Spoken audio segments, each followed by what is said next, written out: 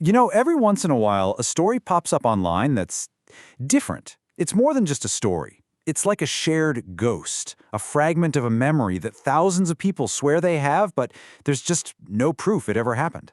Well, this is one of those stories. It's about a cartoon that absolutely terrified a whole generation of kids and the incredible 5-year-long hunt to prove it was actually real. So, this whole saga kicked off back in 2012. It started on a forum for the video game company Bungie, of all places. A user named Commander Santa posted a question. He wasn't trying to create some urban legend or anything. He was just a guy trying to figure out if anyone else remembered this one specific cartoon. A cartoon that gave him, and I'm quoting him here, a serious case of the heebie-jeebies.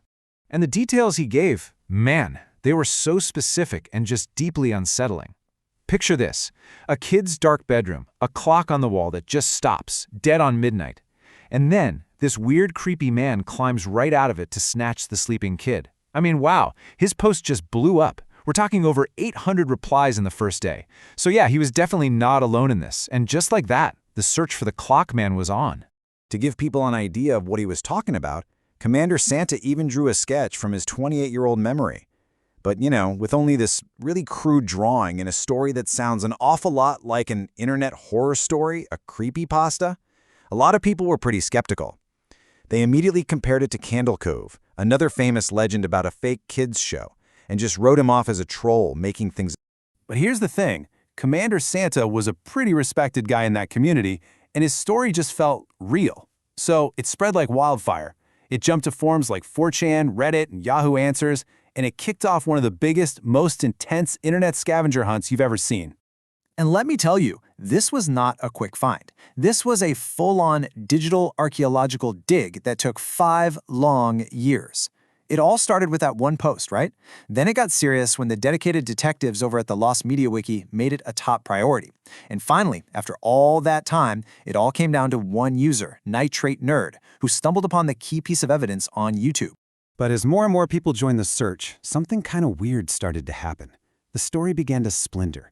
See, other people started chiming in saying, "Oh yeah, I remember that," but their descriptions weren't just a little different, they were completely different. It's a perfect example of how our memories can get so twisted over the years. Just look at this description from some anonymous user on 4chan. They remembered a green guy, sure, but he was wearing a turtleneck and a bowler hat. And instead of just kidnapping the kid, he apparently did a weird Irish river dance. It was so bizarre, and for a long time, these conflicting stories made the search even harder. Were people remembering the same thing? Or were there multiple creepy cartoons haunting Nickelodeon's past? And honestly, nothing shows the gap between memory and reality better than this. On the left, you've got the haunting sketch from a decades-old memory. That was the face of the nightmare for years. And on the right, that's the actual character from the cartoon they found. I mean, you can see the family resemblance, but the details are all warped and twisted by time. The memory was real, but the fine print was a total ghost. So, the long-lost cartoon was finally found. It turned out to be a 1976 Czech stop-motion short called O Parádivé Sally, which roughly translates to About Dressy Sally. It was a segment on an early Nickelodeon show called Pinwheel, and the actual plot? Well, it was not at all what anyone was expecting. So what was this thing that caused all these nightmares actually about? Well, get this. The terrifying kidnapper? He was really just a wizard teaching a little girl named Sally a lesson about telling the truth because she lost a glove. And that terrifying adventure everyone remembered, her punishment was crocheting stars. Yep, the whole thing was just a simple moral fable. A total 180 from the horror show lodged in everyone's brain. Okay, so if the plot was so harmless, why did it scare so many kids? Well, it all comes down to the execution. For starters, that stop-motion animation style, which was super common in Eastern European cartoons back then, has this jerky, almost unnatural quality to it that can be really, really unsettling. And the visual choices, like this harsh, blood-red magic room the wizard takes Sally to, yeah, that's undeniably creepy. But that creepy feeling went even deeper than just the animation. Turns out the cartoon was based on a Czech story, which was itself based on a much, much darker English folktale from 1897. And in that original story, the girl disobeys the old man, he comes to get her, and she is never seen again. The end. That darkness, that original scary core, definitely bled through into the animation, even with its new happy little end.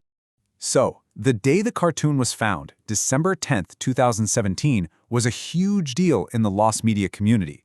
This wasn't just about finding some old cartoon, it was about solving one of the internet's biggest modern mysteries. People online were just ecstatic. After 5 years with thousands of people all working together, they'd finally done it. Like this Reddit user, Hat Coffee, said, "It really felt like the end of an era. The hunt was over, and for a lot of people who had been following it for so long, it was kind of a bittersweet victory."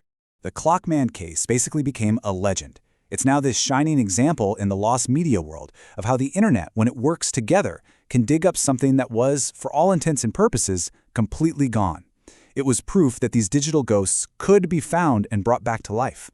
So, the short was found. They found the original Czech version. They even found the English dubbed version. They figured out who the director was, a woman named Dagmar Dubkova. The mystery was solved. Finally. Well, almost. It's kind of incredible when you think about it. After all that work, all that digging through decades of TV guides and connecting clues from all over the world, one last, frustrating little piece of the puzzle is still missing.